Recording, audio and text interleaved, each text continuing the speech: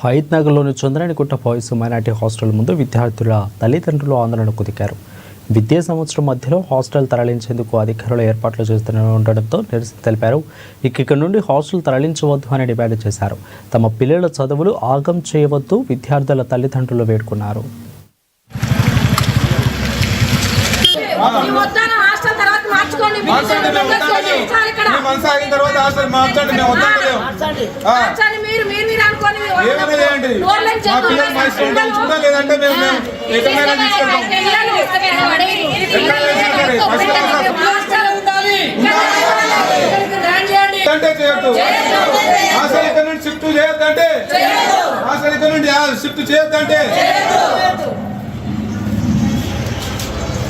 ఎంత కష్టమైంది అక్కడ వాతావరణం ఎట్లా ఉందో సూర్యాపేట అవతల నుంచి సార్ ఇడికి రావడానికి ఇంత టైం పట్టుద్ది. ఆ నుంచి ఇడికి నడిచి రావాలి.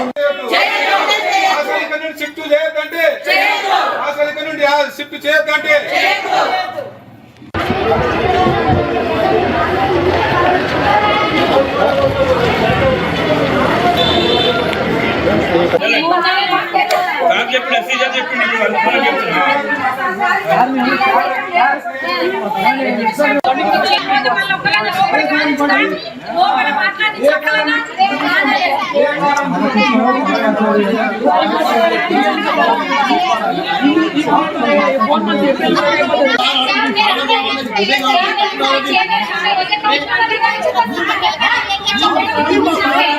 మా బాబును 7th క్లాస్ లో జాయిన్ చేసినాం.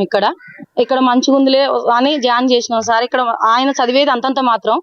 అలాంటోడు మళ్ళీ ఇప్పుడు మధ్యలో ఎటు కాకుండా అక్కడ వేరే కాడి బ్రాంచ్ కి షిఫ్ట్ చేస్తున్నాం అని అంటారు. మాకు అసలు ఏది కూడా తెలవనిస్తలేరు. నెల రోజుల నుంచి మేము తిరుగుతున్నాం. అయినా కానీ మా పిల్లలు ఇది అదని చెప్తుంటే తిరుగుతున్నాం. ప్రిన్సిపాల్ సార్ కానీ టీచర్లు కానీ వాళ్ళు ఏం పట్టించుకోవట్లేరు. వాళ్ళు ఏంటంటే సార్ ఇక్కడ కాకపోతే ఎక్కడైనా వాళ్ళు మారుతారు, కానీ పిల్లలు మారితే వాళ్ళు చెట్టు కాలేరు. అందుకోసం మా భయంతో ఇక్కడ ఉంచాలని మేము అనుకుంటున్నాం. వాళ్ళు వినట్లేరు. దానికోసం మేము ఇక్కడే ఉండాలి. మా బాబు ఇక్కడే చదువుకోవాలి. 10th అయిపోయినాక వాళ్ళు ఏ బ్రాంచ్లన్నా వేసుకొని అండి సార్. ఆ తర్వాత మాకు నచ్చితే చదివించుకుంటాం, లేకపోతే మా పిల్లలు మా దగ్గర పెట్టి చదివించుకుంటాం. మా పిల్లల గురించి మాకు ఏది చెప్పకోకుండా వాళ్ళు పెట్టెలు చదివి వేసేదాకా కూడా మాకు తెలియనిస్తలేదు సార్. అందుకోసం మా పిల్లలు 10th అయిపోయేదాకా ఇక్కడ ఉంచాలని మేము కోరుకుంటాను. పిల్లలు దూర ప్రాంతాల నుండి ఇక్కడికి వచ్చినారండి.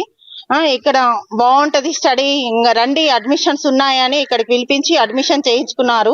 ఇప్పుడు ఏమంటున్నారు వాళ్ళు, చంద్రానిగుట్ట బ్రాంచ్ ఇది, చంద్రానిగుట్టకే పంపించాలి, అక్కడే పంపిస్తాము అని అంటున్నారు.